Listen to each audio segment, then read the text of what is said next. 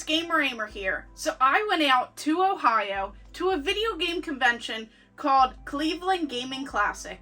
And while I was out in Ohio, I had to check out Video Game Connection, which is an awesome video game store.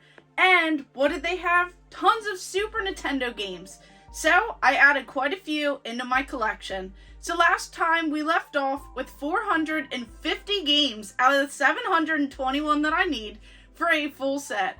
And I'm excited because I added quite a few more. Now some of these aren't the best games, but I had no idea what I was getting into. So let's go ahead and check this out. So first of all, this store had some really great prices, and I just love seeing all of those promotional items as soon as you walk into a store. So they had this cool like little retro corner where they had like Magnavox Odyssey 2 games, Atari, just anything and everything like that. And they had this really cool ET store display, this awesome Atari jacket, like one of those like space age jackets with that like silver foil color. So that was really cool to see. So as soon as I started looking for games, I saw this one. We have Blackthorn for the Super Nintendo. Now, this is a game that's not for everyone, but it is probably one of the better ones that are like this. So this is very similar to those Prince of Persia games. So you pretty much have this really interesting cinematic platformer. It's smooth, it looks great, but the whole jumping and everything else with the controls is a little bit different. So you have to run and jump. It has to be precise when you're playing it.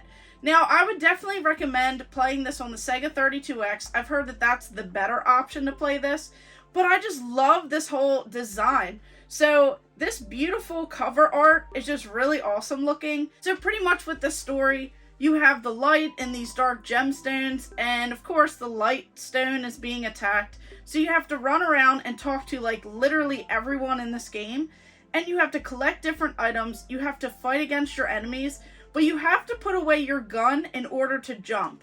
So there are some different areas like swamps and deserts that you have to go through.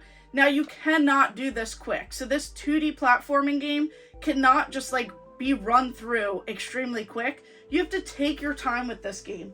So that's where I'm saying this game is definitely not for everyone, and it's one that I'd like to know a little bit more about. So as soon as I can dedicate some more time to play this, I'll definitely have to pick it up, but I may play it on the Sega 32X instead, just to try and get that better experience. But this is one that, if you love those style games, you really might enjoy this one. So this one definitely fooled me. So the cover on here says Skull Jagger. It has like this like crazy looking like piratey style vibe to it. But as you're playing this game, there were definitely some like bizarre choices.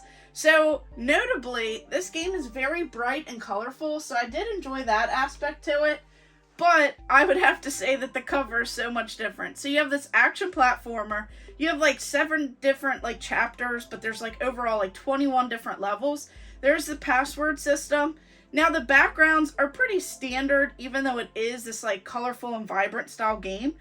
But I would say that as you're going through this game, it's just bizarre because you have to collect these gumballs. Yes, bubblegum. So one of them helps you fly. Another one is like this whole protective shell that you're in. And another one you could just be destructive with it. So I thought that that was crazy to have like bubblegum and pirates mix. So it's definitely a lot different than what I assumed. But I heard after the fact that I have to find this manual. So there's like this huge book. It's like this huge manual with 80 pages, which is really crazy to have.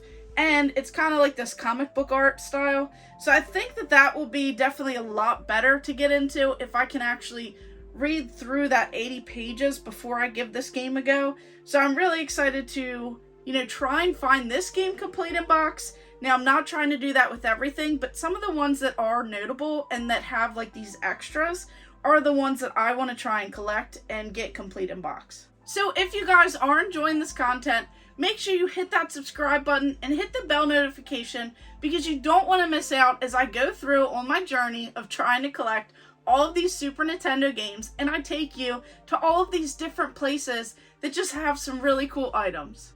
Then on to this game. This one I would have to say was probably like the biggest disappointment. This is called Race Drivin'. And there's really no racing in this game. It just feels so weird. So pretty much you have like this different perspective of you like behind the steering wheel. And it says that this game you have these different vehicles that you could pick, you know, manual and automatic. But it says that they go super fast. Well, this game feels so slow. This is a very inexpensive game. And the second that like another car pops on the screen, it even slows down. So that is just beyond crazy. Definitely a game that I wouldn't even waste my time playing. And it's more of just like, you kind of like look at your surroundings instead of like really driving. So this is one that I just don't recommend, and I'm shocked because I really thought that this would have been an actual like race driving game. It has it in the name, but it's terrible. Then on to this game. This is another disappointment. So this one is Street Sports Jam It.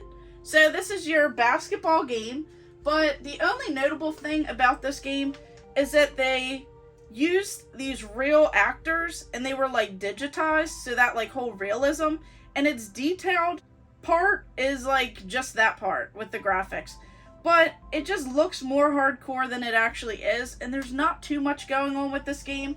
It's not really that much fun either, so I would definitely recommend like any other basketball game other than this one here. I think they were trying to go for like that cool edgy vibe, but it just didn't execute well. And then last up, I have Jack Nicklaus Golf. So this is another game that's pretty hard to control, and it is a much slower paced game.